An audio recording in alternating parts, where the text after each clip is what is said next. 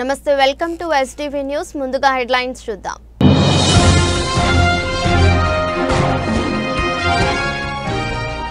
ప్రజలకు అత్యవసరమైన మౌలిక సదుపాయాలు కల్పించడంలో కూటమి ప్రభుత్వం ముందుంటుంది సెంట్రల్ నియోజకవర్గ ఎమ్మెల్యే బోండా ఉమా మహేశ్వరరావు స్పష్టం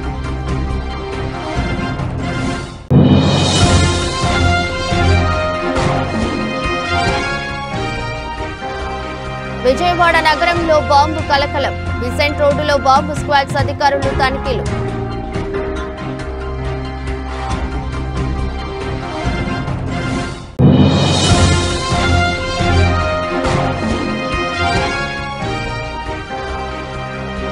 విజయవాడలో విషాదం ఓ బిల్డింగ్ లో కరెంటు షాక్ కొట్టడంతో ముగ్గురు మృతి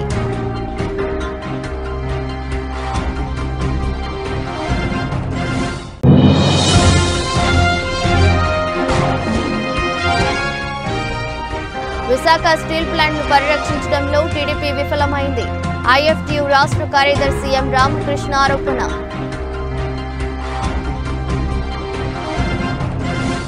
ప్రజలకు అత్యవసరమైన మౌలిక సదుపాయాలు కల్పించడంలో కూటమి ప్రభుత్వం ముందుంటుందని సెంట్రల్ నియోజకవర్గ ఎమ్మెల్యే బోండా ఉమా మహేశ్వరరావు స్పష్టం చేశారు గతంలో తెలుగుదేశం ప్రభుత్వం ఉన్నప్పుడు అంతిమ యాత్ర భవన్ నిర్మాణం జరిగిందని చెప్పారు తర్వాత వచ్చిన వైసీపీ ప్రభుత్వం అభివృద్ధిపై నిర్లక్ష్యం వహించిందని వెల్లడించారు 33వ డివిజన్ సత్యనారాయణపురంలో అంతిమ యాత్ర భవన్ ఆధునీకరణ పనులకు సెంట్రల్ ఎమ్మెల్యే బోండా ఉమా మహేశ్వరరావు శనివారం ప్రారంభించారు ఈ సందర్భంగా మాట్లాడుతూ తెలుగుదేశం ప్రభుత్వం తాను ఎమ్మెల్యేగా ఉన్నప్పుడు స్థానికుల అభ్యర్థన మేరకు అంతిమ యాత్ర భవన్ నిర్మించడం జరిగిందన్నారు ఈ ప్రాంత ప్రజలకు ఎంతో ఉపయోగకరంగా ఉన్న ఈ భవనాన్ని వైసీపీ హయాంలో నిర్లక్ష్యానికి గురైందన్నారు ఇప్పుడు మళ్లీ 40 లక్షల నిధులతో భవనాన్ని ఆధునీకరణ పనులు ప్రారంభిస్తున్నట్లు చెప్పారు ప్రజా అవసరాలకు అనుగుణంగా అనేక అభివృద్ధి సంక్షేమ కార్యక్రమాలు కూటమి ప్రభుత్వంలో వేగం అందుకున్నాయన్నారు గతంలో తెలుగుదేశం ప్రభుత్వం 2014-19 నేను శాసనసభ్యుడిగా ఉన్నప్పుడు ఆ రోజున ఆంధ్రప్రదేశ్లో అలాగే ఆల్మోస్ట్ దేశంలోనే సౌత్లోనే ఎక్కడా లేనటువంటి విధంగా అంతిమ యాత్రా భవన్ అంటే ఏదైతే అద్దెకి నివాసం ఉంటా ఉన్నారో సెంటిమెంట్గా ఆ ఇంట్లో ఎవరైనా చనిపోతే హౌస్ ఓనర్సు బాడీని ఇంటి దగ్గర తీసుకురానిరు ఇంటి లోపలికి పర్మిట్ చేయరు ఎందుకంటే వాళ్ళకేదో కీడు జరుగుద్దని ఇంటి ఓనర్లు అనుకుంటారు ఇది భారతీయ సెంటిమెంటు ఇవాళ సెంట్రల్ నియోజకవర్గంలో అత్యధికంగా అటు బ్రాహ్మణ సామాజిక వర్గం ఇటు వైశ్య సామాజిక వర్గం ఆచారాలు పాటించే సామాజిక వర్గాలు ఇక్కడ ఎక్కువ ఉన్నాయి వాళ్ళకేంటంటే చనిపోయిన కుటుంబంలోనో అంతులేని బాధ మరి ఇంటి దగ్గరికి బాడీ తీసుకురాకుండా మరి చనిపోయిన తర్వాత అంతిమ యాత్ర చేసే పరిస్థితిలో పూజ కార్యక్రమాలు చేసే పరిస్థితిలో ఇబ్బందులు ఎదుర్కొంటున్న సందర్భంలో స్థానిక బ్రాహ్మణ నాయకులు నా దృష్టి తీసుకొస్తే ఆ రోజు వైశ్య నాయకులు కానీ బ్రాహ్మణ నాయకులు ఇక్కడ సత్యనాపురంలో ఈ ప్రాబ్లం ఎక్కువ ఉంది ముత్యాలంపాడు సత్యనాపురం దేవీనగర్ ఈ ప్రాంతాలని ఇక్కడ ఆ రోజు అంతిమ యాత్రా భవన్ అంటే మరణించిన వారి పార్థివ శరీరాన్ని వాళ్ళ కుటుంబ సభ్యులు పూజా కార్యక్రమాలు కానీ కర్మక్రియలు కానీ చేసుకునే దానికి ఒక భవనం ఉండాలి దాంట్లో పెట్టుకొని ఎలా అయితే మనం మంచి కార్యక్రమాలు చేసుకోవడానికి ఉన్నామో ఆఖరి మజిలీ చనిపోయినాక అంతిమయాత్ర చేసేటప్పుడు కూడా గౌరవంగా ఆ పార్థివ శరీరానికి కార్యక్రమాలు జరగాలని అంతిమయాత్ర భవన్ ఆ రోజు నేను శాసనసభ్యుడిగా మొట్టమొదటి ఇక్కడ ఆలోచన చేసి కట్టించాం దాన్ని గతంలో 5 సంవత్సరాలు కూడా పూర్తి నిర్వహణ అన్నీ కూడా ఇబ్బందులేని ఇది ఎంత ఉపయోగపడిందంటే కరోనా టైంలో మాజీ శాసనసభ్యుడు సుబ్బరాజు గారు చనిపోతే వాళ్ళ పిల్లలు అమెరికా నుంచి వచ్చే వరకు ఇక్కడే బాడీని ఒక మాజీ శాసనసభ్యుడు బాడీని పెట్టి 3 రోజుల పాటు ఇక్కడే ఉంచి 4వ రోజు వాళ్ళ పిల్లలు వచ్చినాక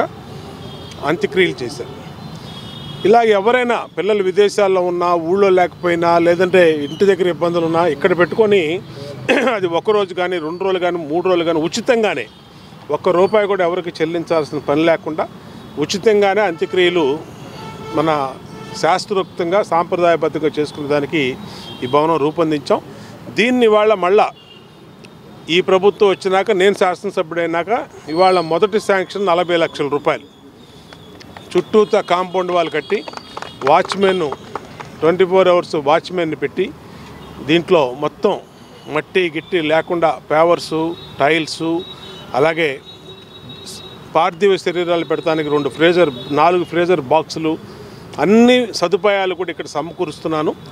ఈ సమకూర్చింది ఈ నియోజకవర్గ ప్రజలందరికీ కూడా ఉపయోగపడాలి.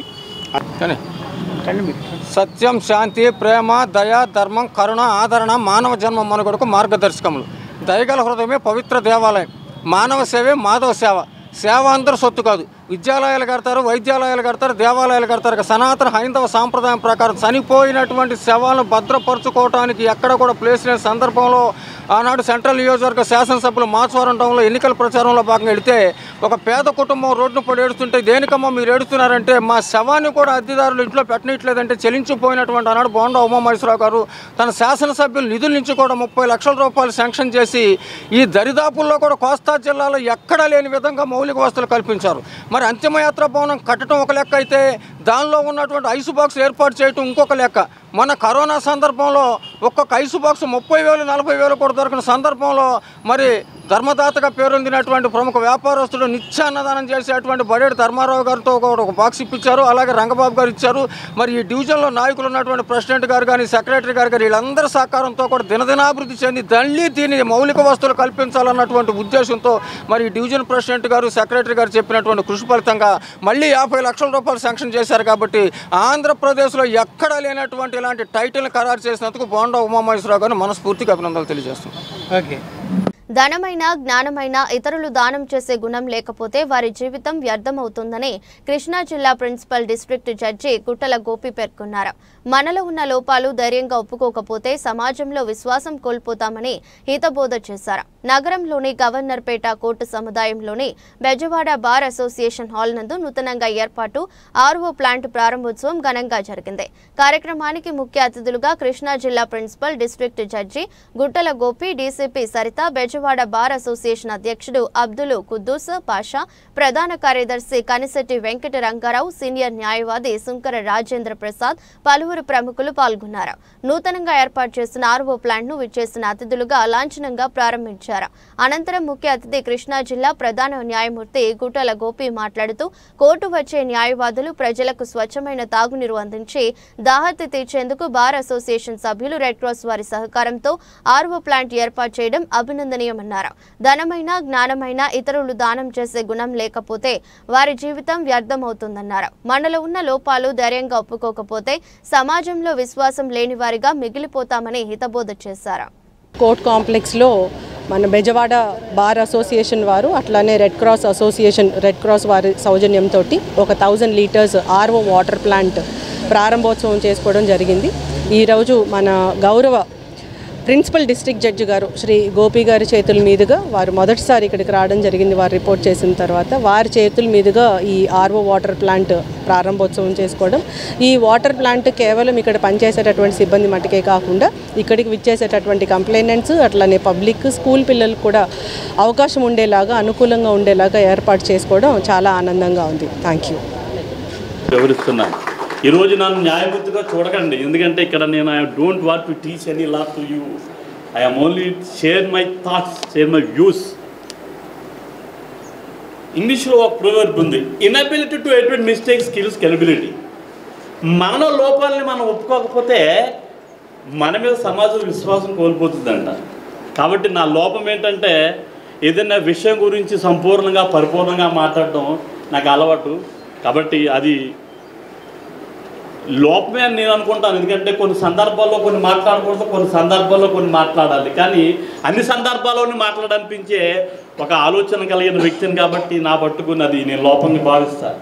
అయితే లోపాలని గమనించుకుని బయటకు వెళ్ళిన వాడు బలవంతుడు అవుతాడు. ఇతరుల గొప్పతనాన్ని ఒప్పుకున్నవాడు ధీరుడు అవుతాడు. రెండాటికి చాలా తేడా ఉంది. మనల లోపాలని గుర్తించుకున్నట్లయితే అవతలేక బలవంతుడిని నెక్కడానికి ప్రయత్నం చేస్తాం, అవతలలో గొప్పతనాన్ని ఒప్పుకున్నట్లయితే వాళ్ళని గెలిచి ధీరులు అవుతాం. సో రెండాటికి చాలా there is a lot of difference between these. అందుకనే ఫస్ట్ చెప్పా, inability to admit mistakes kills credibility.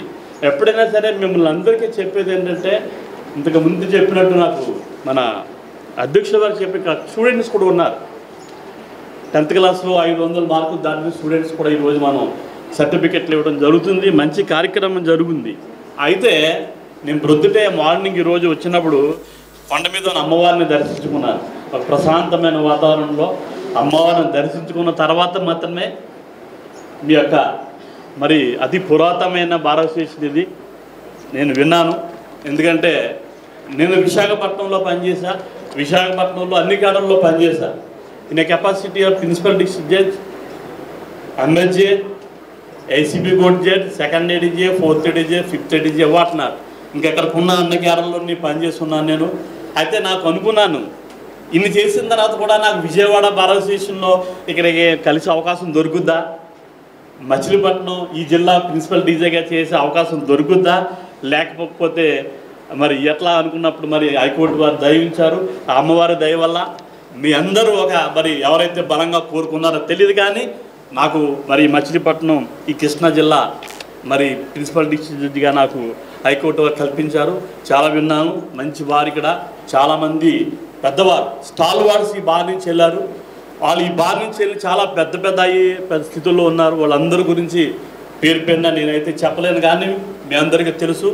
ఇంత ప్రెస్టీజియస్ బార్లో మరి ఈరోజు మీతో మాట్లాడటం, నాకున్న కొద్దిపాటి జ్ఞానాన్ని మీతో పంచుకోవటం అది చాలా అదృష్టంగా భావిస్తున్నాను.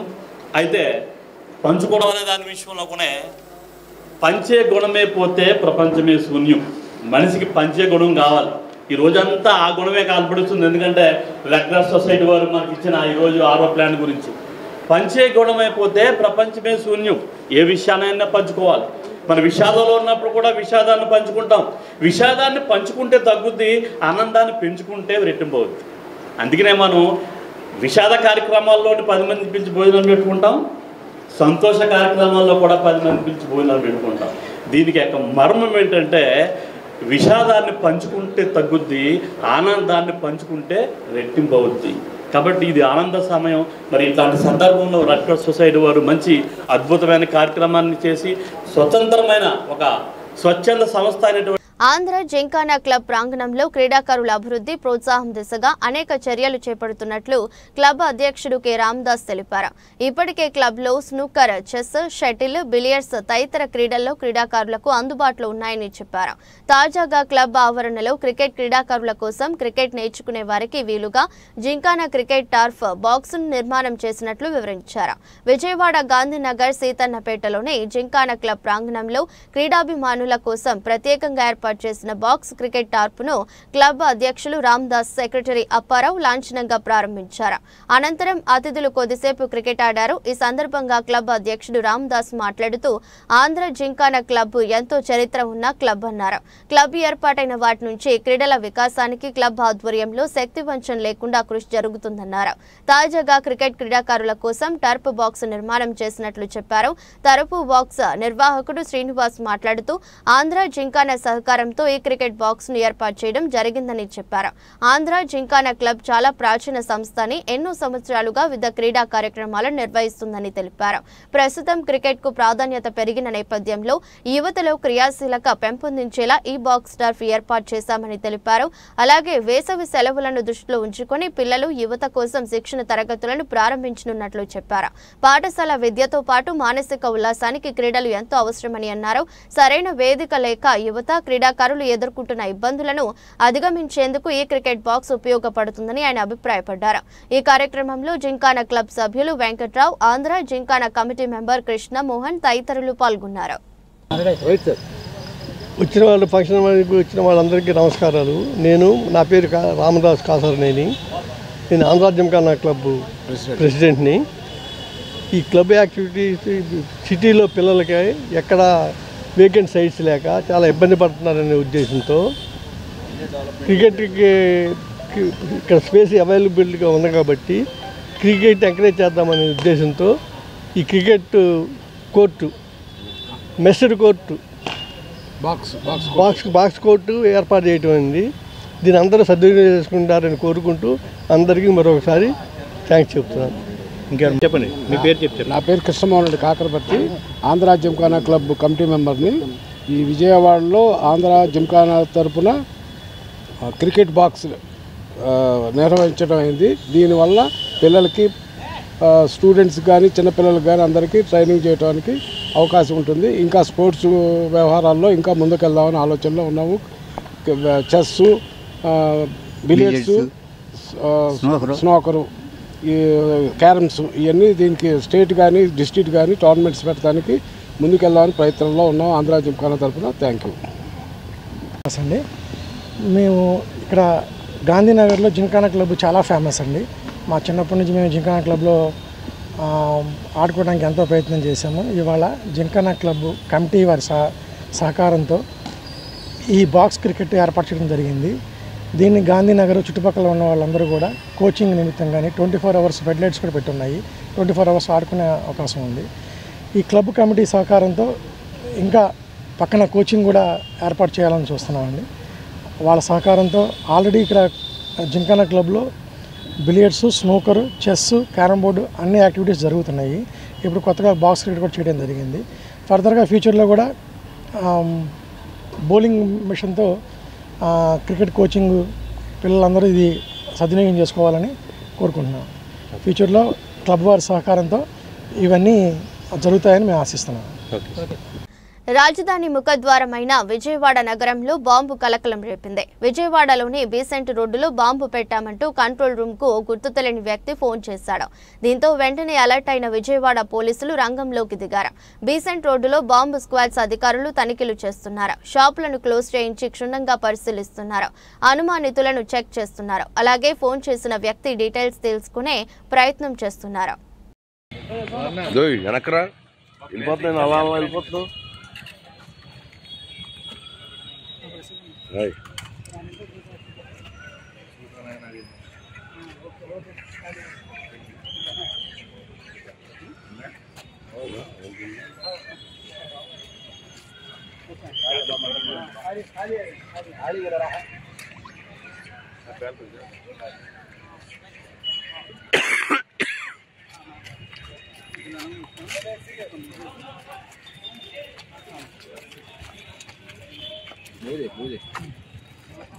ఇది కూడా పెట్టండి.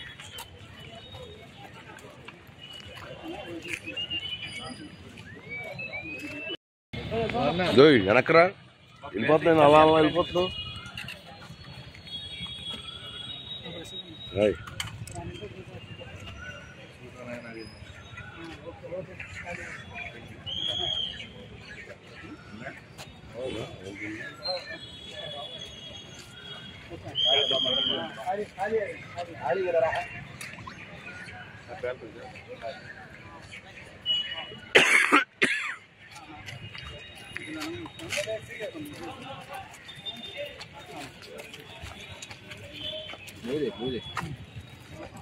ఇది కూడా పెట్టండి.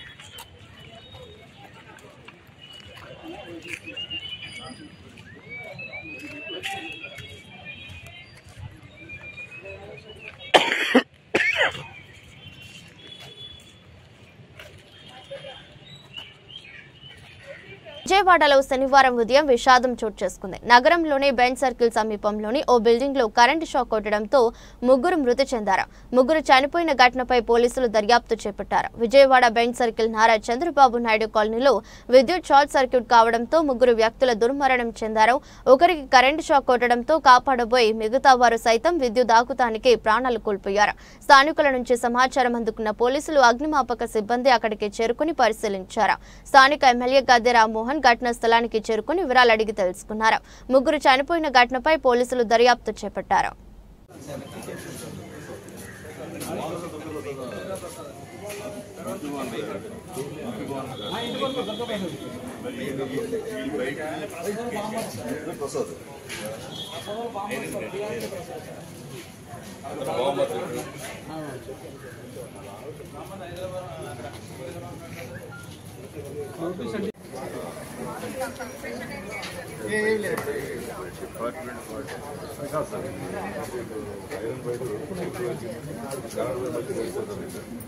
పట్టారు మొత్తం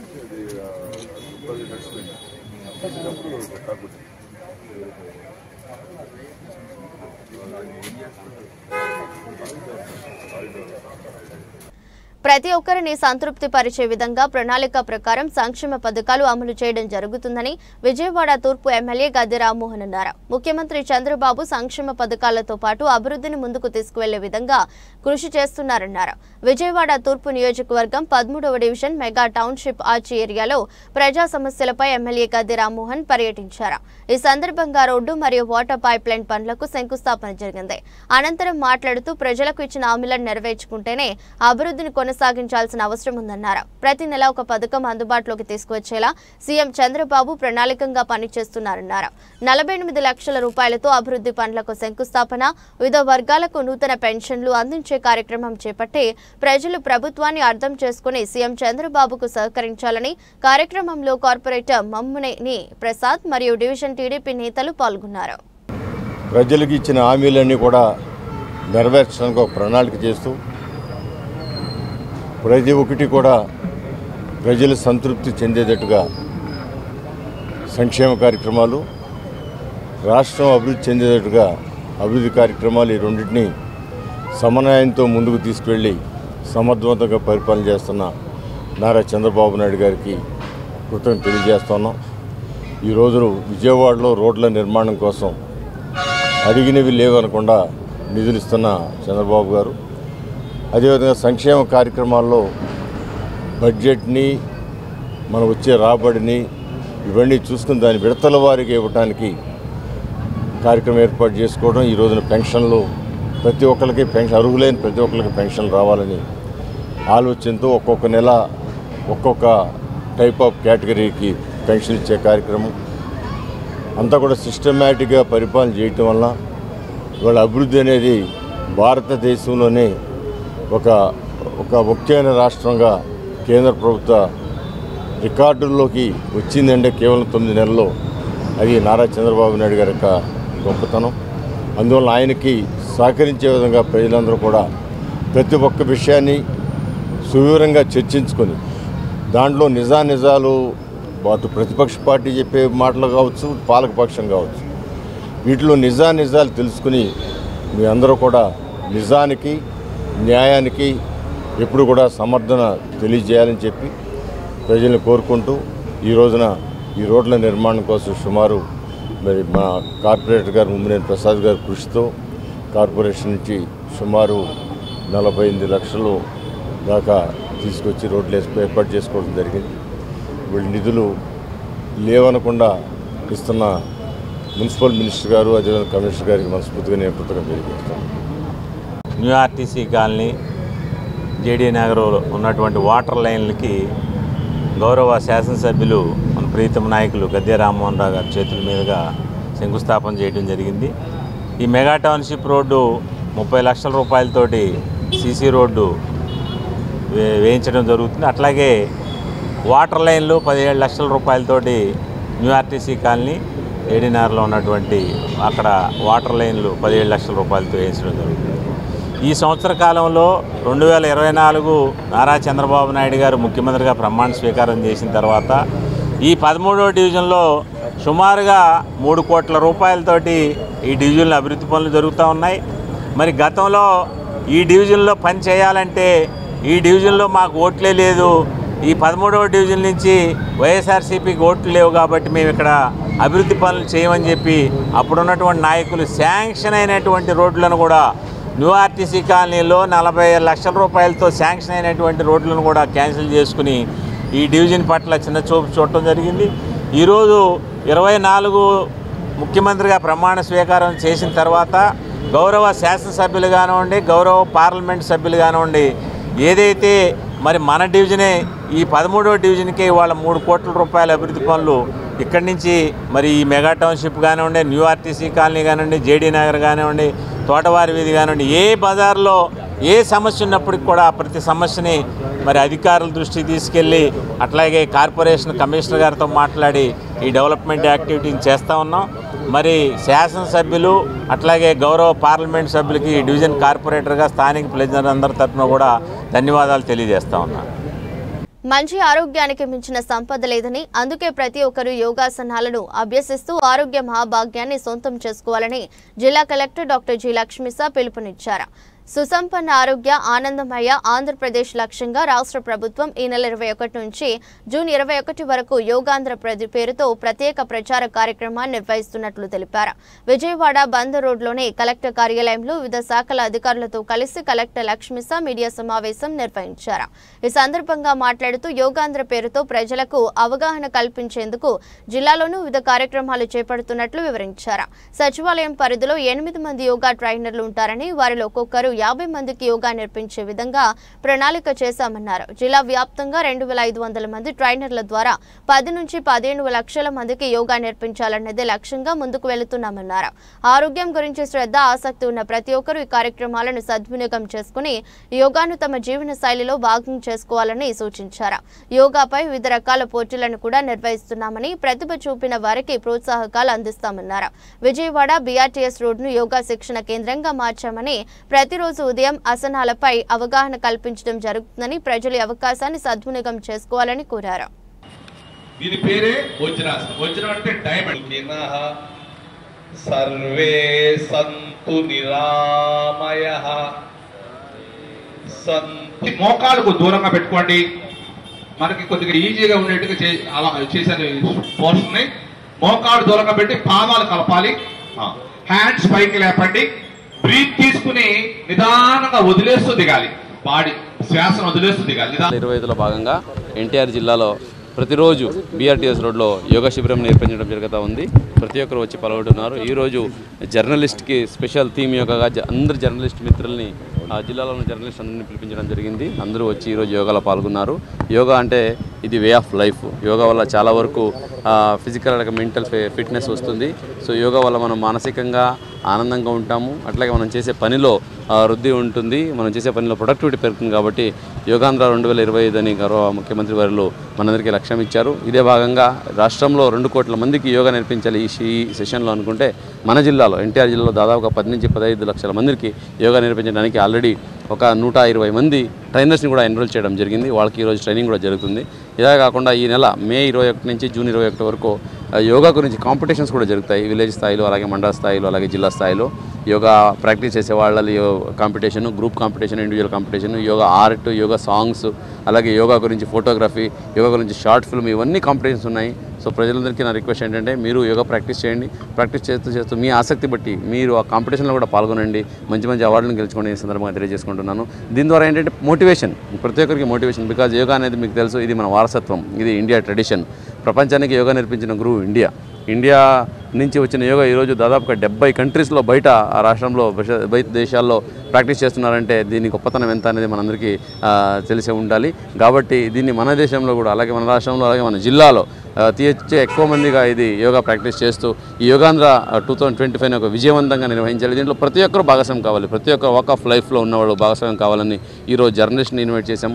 అలాగే రేపు డాక్టర్సు, ఎల్లుండి ఆటో రిక్షా ట్రాలీ డ్రైవర్సు, మళ్ళీ ANMs, అలాగే MGNRGS వర్కర్సు, అలాగే లాయర్స్, ఒకరోజు పోలీసు, ఇలాగ అన్ని రకాలుగా వివిధ ఏదైతే ప్రొఫెషన్స్ ఉన్నాయో ప్రతి ఒక్కరిని ఇన్వైట్ చేసి ప్రతి ఒక్కరిని మోటివేట్ చేస్తున్నాము. దీనికి ప్రతి ఒక్కరు ముందుకు రావాలి. ఈ యోగాని ఒక వే ఆఫ్ లైఫ్గా అడాప్ట్ చేసుకొని మనము ఆనందంగా ఉంటూ మనం చేసే పనిలో ప్రొడక్టివిటీ పెంచేలాగా మనం పనిచేస్తే ఏదైతే విజన్ ఆంధ్ర 2047 లక్ష్యాలు ఉన్నాయో దాన్ని చేరుకోవడానికి ఇవన్నీ దోహదపడుతుందని ఈ సందర్భంగా కోరుకుంటున్నాను. Thank you. పురాతన యోగా వైద్య విధానాన్ని నూతన పద్ధతులలో అమలు చేయడమే ఆక్యుపంక్చర్, ఆక్యుప్రెషర్ విధానమని యోగా శక్తి సాధన సమితి డాక్టర్ మహాకాల సత్యనారాయణ పేర్కొన్నారు. దేహంలో కుడివైపు 500 శక్తి కేంద్రాలు, ఎడమవైపు 500 శక్తి కేంద్రాలు ఉంటాయని చెప్పారు.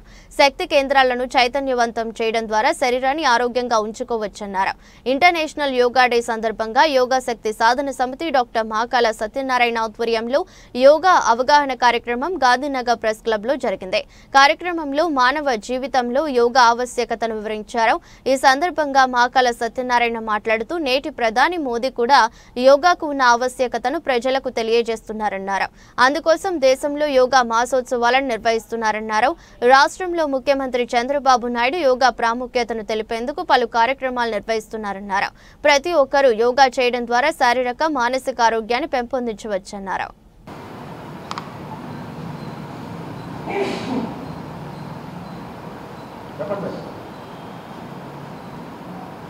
విజయవాడ ప్రెస్ క్లబ్లో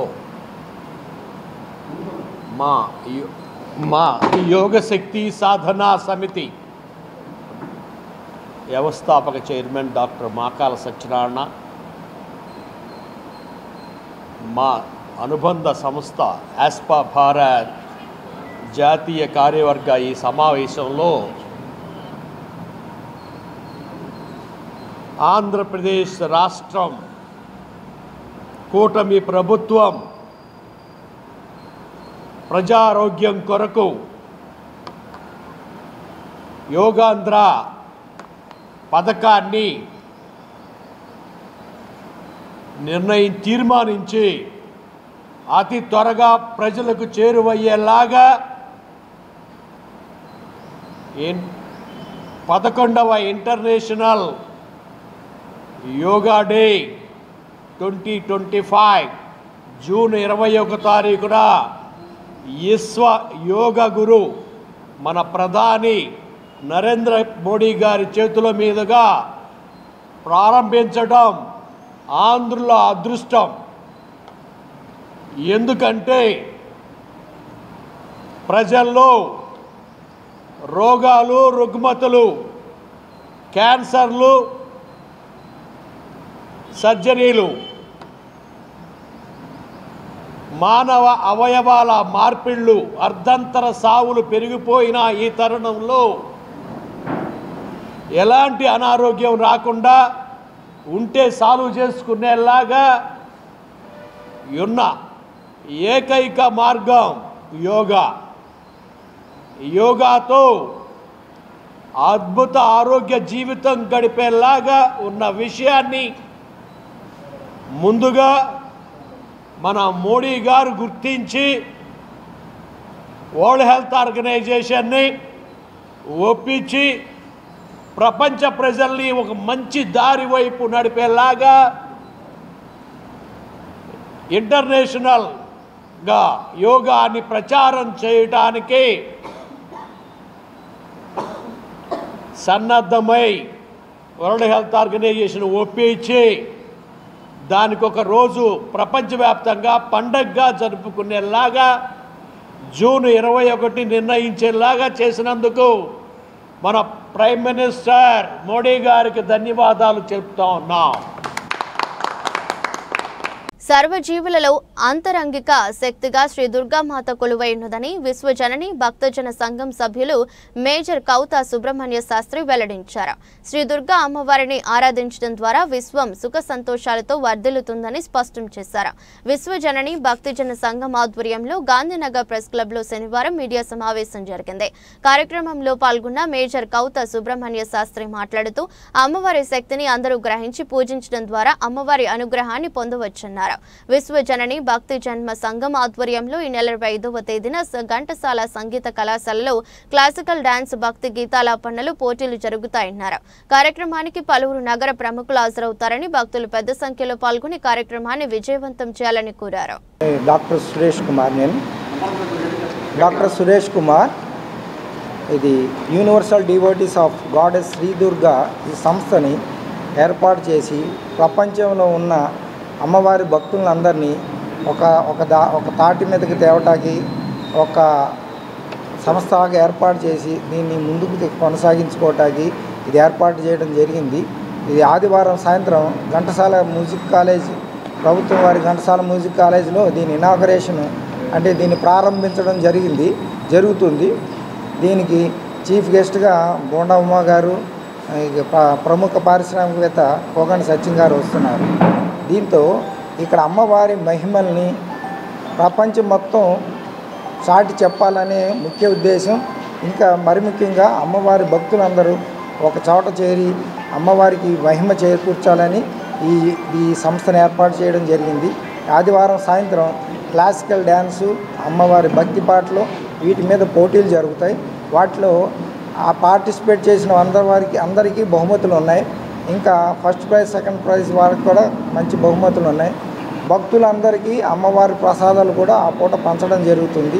అందుకు అమ్మవారి భక్తులందరూ, పండితులు, పామరులు అందరూ ఈ కార్యక్రమానికి విచ్చేసి జయప్రదం చేయవలసిందిగా కోరుతున్నాను. ప్రాచారమైన ఈ సమస్త విషయం ప్రధానంగా రెండింటి మీద ఆధారపడి ఉంటుంది. అది స్థూల సూక్ష్మ శరీరాలు, మాస్ అండ్ ఎనర్జీ అంటారు. మాస్ భౌతికమైనటువంటిది, ఈ ఎనర్జీ అనేటువంటిది శక్తి. ఈ మొత్తం ప్రపంచంలో ప్రధానమైనటువంటిది శక్తి. ఆ శక్తే దుర్గాదేవి. దుర్గా అంటే జయించడానికి వీలైనటువంటి మహత్తరమైన శక్తి. ఆ మహత్తరమైన శక్తి యొక్క గొప్పతనాన్ని మొత్తం ప్రపంచం అంతా కూడా అందరూ తెలుసుకోవాలి అనేటువంటి ప్రధానమైన ధ్యేయంతో ఈ సంస్థని స్థాపించడం జరిగింది.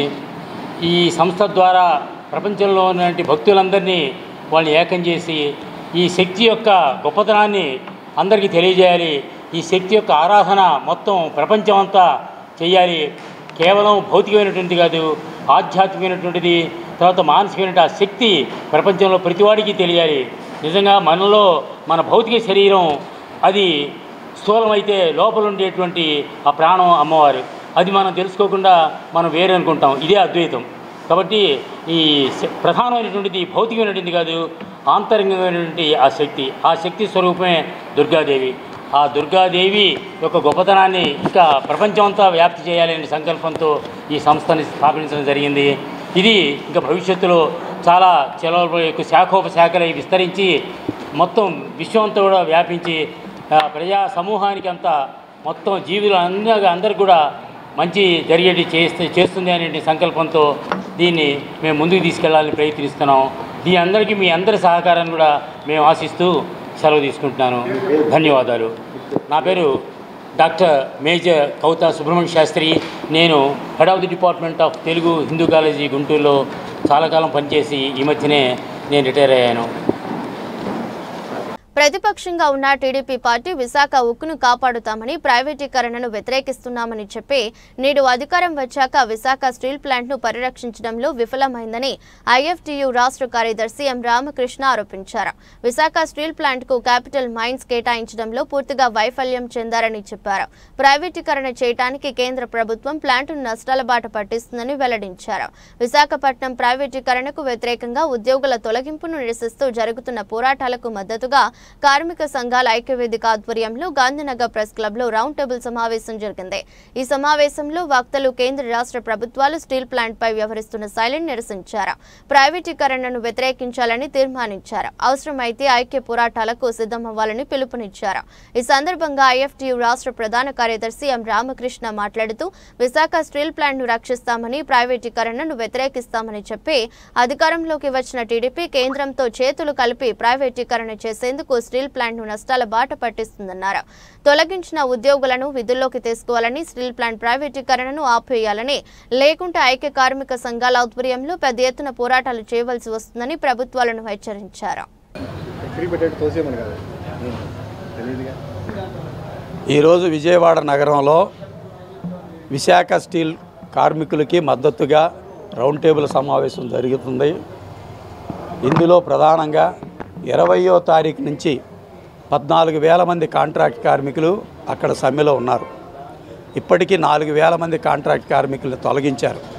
దుర్మార్గమైనటువంటి చర్య ఇది. అంతేకాకుండా ఇంకా కొన్ని వేల మందిని తొలగించడానికి ఇక్కడ కేంద్రంలో ఉన్న ప్రభుత్వం పూనుకుంటూ ఉంది. ఇది అన్యాయం అని అడిగినందుకు వాళ్ళ మీద పోలీసు నిర్బంధం ప్రయోగించడమే కాదు, అక్రమ కేసులు పెట్టి వ్యవహరిస్తున్నారు. కాంట్రాక్ట్ కార్మికులకు మద్దతుగా అక్కడ ఉన్నటువంటి పర్మనెంట్ కార్మికులు మే 20వ తారీఖున వాళ్ళు ఒకరోజు సమ్మె అనేటటువంటి చేశారు. కేంద్ర ప్రభుత్వం మాట్లాడదు, రాష్ట్రంలో ఉన్నటువంటి ప్రభుత్వం మాట్లాడదు. మేము ఈరోజు అడుగుతున్నాం, వాళ్ళు ఏమన్నా అన్యాయం చేశారా? వాళ్ళకి 6 నెలల నుంచి 8 నెలల వరకు కూడా జీతాలు లేవు. ఆ జీతాలు ఇవ్వమంటున్నారు. మమ్మల్ని అన్యాయంగా తీసేయొద్దని అడుగుతున్నారు. ఎందుకంటే వాళ్ళని తీసేయటం ద్వారా ఇప్పుడు ఉత్పత్తి కుంటుపడింది. ఉత్పత్తి కుంటుపడటం అంటే అర్థం ఏంటి? ఫ్యాక్టరీని పొమ్మనకుండా పొగబెట్టినట్టు మూసేయడానికి ఈరోజు కేంద్ర ప్రభుత్వం పూనుకుంటుంది. దానికి రాష్ట్ర ప్రభుత్వం కూడా వత్తాసు పలుకుతుంది. ఇది న్యాయమా? ఇది అన్యాయం అని చెప్పి మేము అడుగుతున్నాం. అంతేకాదు ఈరోజు ఇక్కడ రాష్ట్రంలో ఉన్నటువంటి ప్రభుత్వం కుమారస్వామి గారు వచ్చి 15,000 కోట్ల రూపాయలు మేము దీనికి కావాల్సినటువంటి పునరుద్ధరణ కోసం కేటాయించామనగానే మేము తెచ్చామన్నారు. కానీ 15,000 కోట్లు దేనికట? ఆ 15,000 కోట్లు ఓన్లీ పాత బకాయిలు తీర్చడానికి, కార్మికులు ఉద్యోగులు జీతాలు ఇవ్వడానికి కాదు, లేదా ఫ్యాక్టరీ యొక్క అభివృద్ధి కోసం కాదు. అదే రకంగా ఈరోజు అక్కడ ఫ్యాక్టరీని మూసేయటానికి పూనుకుంటుంటే సొంత గనులు ఇవ్వండి అని చంద్రబాబు నాయుడు గారు అనలేకపోయారు. కానీ పక్కన ఉన్నటువంటి ప్రైవేట్ ఫ్యాక్టరీ ఇంకా పెట్టలేదు, శంకుస్థాపనకు వచ్చి ఆ మెటల్ కంపెనీకి గనులు ఇవ్వండి అనేటటువంటిది అడిగారు. నేను అడుగుతున్నా చంద్రబాబు నాయుడు గారి చిత్తశుద్ధిని, అయ్యా మీరు ఈరోజు విశాఖ స్టీల్ ఫ్యాక్టరీకి సొంత గనులు ఇస్తే లాభాల బాట పడుతుంది, ఎవరి మీద ఆధారపడాల్సిన అవసరంలా, చాలా నాణ్యమైన స్టీల్ అనేటటువంటిది ఇస్తుంది, ఆ విషయం మీకు తెలుసు. అయినా ఈరోజు దానికి సొంత గనులు అడగకుండా మెటల్ కంపెనీకి అడగటం ఏంటండి? అంటే మీ చిత్తశుద్ధి ఏమిటి అని అడుగుతున్నా.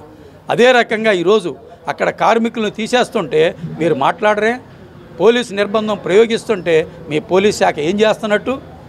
అందుకే ఈరోజు మేము అడుగుతున్నాం, ఈ కార్మికులకి మద్దతుగా ఖచ్చితంగా వెంటనే ఏంటంటే మీరు అవసరమైనటువంటి చర్యలు చేపట్టాలి, తొలగించినటువంటి కార్మికులను తీసుకోవాలి, తొలగింపుల్ని ఆపాలి, వాళ్ళ జీతాలు బకాయిలు అనేటటువంటి వెంటనే చెల్లించాలి.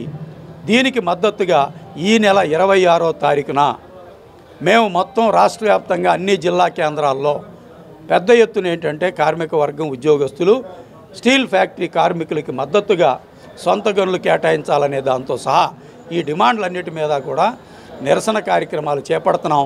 కలెక్టర్లకి రాయబారాలు ఇవ్వాలని ఈ రౌండ్ టేబుల్ సమావేశం పిలిపించింది. దానితో పాటుగా మోడీ ప్రభుత్వం లేబర్ కోడ్లు రద్దు అనేటటువంటిది చేసింది కార్పొరేట్లకు అనుకూలంగా. ఈ లేబర్ కోడ్లు అనేటటువంటివి రద్దు చేయాలని, దానితో పాటుగా మొత్తంగా పబ్లిక్ రంగాన్ని కాపాడాలని విశాఖ స్టీల్ ఫ్యాక్టరీ లాంటి వాటికి వీటన్నిటినీ కూడా ఇచ్చేస్తూ మేము జూలై 9వ తారీఖున దేశవ్యాప్తమైనటువంటి సమ్మెకి కార్మిక వర్గం పిలిపించింది. సంయుక్త కిసాన్ మోర్చా బలపరిచింది. దాన్ని బట్టి జరగబోయేటటువంటి ఈ సమ్మెలో కూడా ఉద్యోగ కార్మిక సంఘాలు మొత్తం కార్మికులు కోట్లాది మంది పాల్గొనాలని ఈ రౌండ్ టేబుల్ సమావేశం పిలిపిస్తుంది. విశాఖపట్నం స్టీల్ ఫ్యాక్టరీ గురించి గత సంవత్సర కాలంగా కూడా చంద్రబాబు నాయుడు ప్రభుత్వం చాలా డ్రామా ఆడుతోంది. ఎందుకంటే ఆయన ముఖ్యమంత్రి అయిన వెంటనే విశాఖ కార్మికులు అందరు కూడా వచ్చి ఒక రిప్రజెంటేషన్ ఇచ్చి ఆయన కలిసినప్పుడు ఆయన ఏం చెప్పాడంటే, మీకు ఎందుకయ్యా నేను చూసుకుంటా అన్నాడు. ఆయన ఏం చూసుకుంటాడో ఏం అర్థం కాలే. ఇప్పటి వరకు పెద్దలు చెప్పినట్టు మిట్టల్ ఫ్యాక్టరీకి గనులు అడిగాడు తప్ప విశాఖ ఫ్యాక్టరీకి అడగడానికి ఆయనకు నోరు రాలే. అదేవిధంగా ఈరోజు అక్కడ 2,500 మంది కాంట్రాక్ట్ కార్మికులు తొలగించారు. 1,400 మందిని విఆర్ఎస్ ఇవ్వడానికి సిద్ధపడుతున్నాడు. కాబట్టి ఇంతమందిని తొలగిస్తామంటే ఆయన ఏం చూసుకున్నట్టు లెక్క. కాబట్టి ఈరోజు కేంద్ర కార్మిక సంఘాల ఆధ్వర్యంలో అందరం కలిసి ఇక్కడ విజయవాడలో ప్రెస్ క్లబ్లో రౌండ్ టేబుల్ సమావేశం పెట్టాము. రేపు 26వ తేదీన 26 జిల్లాలలో అన్ని జిల్లా కేంద్రాల్లో పెద్ద ఎత్తున ధర్నాలు చేసి కలెక్టర్లకు మెమోరాండం ఇస్తాం. ఈ రాష్ట్ర ప్రభుత్వానికి కూడా కేంద్ర కార్మిక సంఘాల ఆధ్వర్యంలో ఒక రిప్రజెంటేషన్ ఇవ్వాలని నిర్ణయం చేశాం. తర్వాత తదుపరి కార్యక్రమం ఈ రాష్ట్రంలో ఉన్నటువంటి అన్ని మంత్రుల ఇళ్లను కూడా ముట్టడియడానికి కూడా ఇక్కడ కొన్ని ప్రతిపాదనలు వచ్చాయి. దాని మీద కూడా ఆలోచన చేస్తున్నాం. కాబట్టి ఎమ్మెల్యేలందరినీ మంత్రులందరినీ కూడా ఈ విశాఖపట్నం స్టీల్ ఫ్యాక్టరీని కాంట్రాక్ట్ కార్మికులను మళ్ళీ పనిలోకి కూడా తీసుకోకపోతే, వాళ్లకు పని భద్రత కల్పించకపోతే మీ ఇళ్ళ ముట్టడి కూడా జరుగుతుందని కూడా ఈ రాష్ట్ర ప్రభుత్వానికి హెచ్చరిస్తున్నాం. మరి ముఖ్యంగా ఈరోజు వార్తలు ముగించే ముందు మరోసారి హెడ్లైన్స్.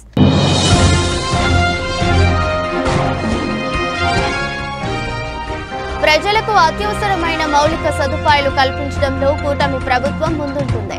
సెంట్రల్ నియోజకవర్గ ఎమ్మెల్యే బోండా ఉమా మహేశ్వరరావు స్పష్టం.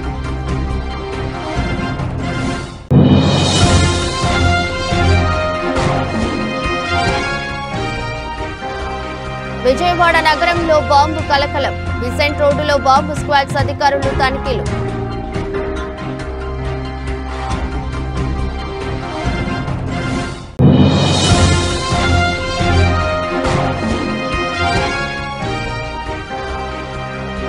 విజయవాడలో విషాదం. ఓ బిల్డింగ్ లో కరెంటు షాక్ కొట్టడంతో 3 మృతి.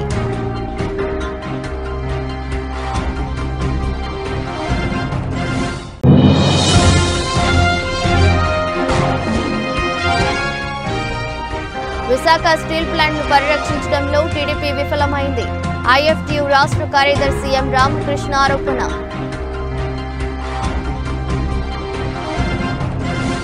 ఇది రెస్ట్ బులెటిన్. మరో బులెటిన్లో మళ్ళీ కలుద్దాం. అంతవరకు సెలవు. నమస్కారం.